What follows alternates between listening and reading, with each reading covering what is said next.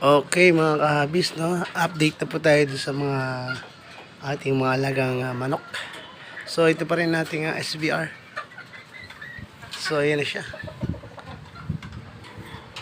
And then ito yung kanyang asawa. Yan, SBR po. At mataba na. Actually may isa na siyang itlog na naman.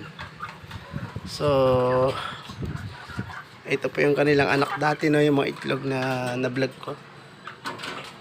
Eto na po. Yan, December born po ito.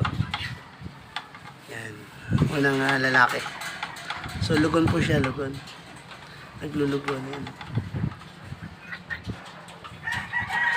So, yan ang kanilang anak. Unang SBR ko na anak na. Anak ng dalawa. Dito pa po yung kanilang mga anak. Eto, may lalaki rin.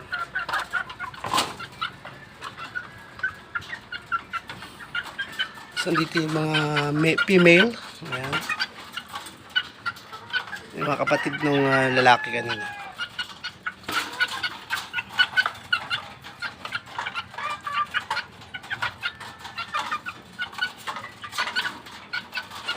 So, ayan.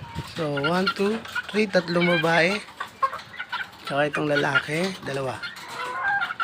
So, update naman dun sa 5K sweater, no? Nakrinos-screen sa sweater. Ito yun, 5K sweater. Sa mga una kong vlog.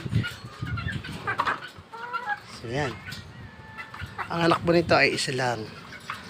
So, maraming din napisa dun sa incubator ko. Hindi ko alam bakit. At ito lang yung anak niya, isa babae.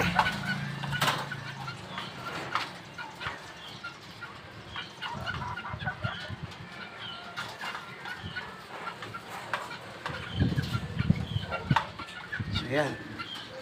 So, may bago naman tayong manok, no? Na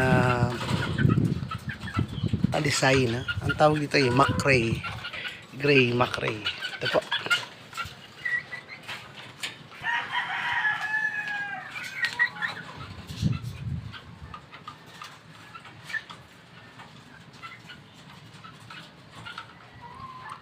Ayan ang Macrae Gray.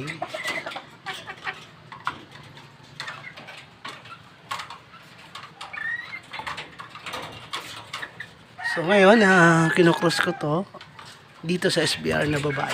Yan. Yan. So, hopefully na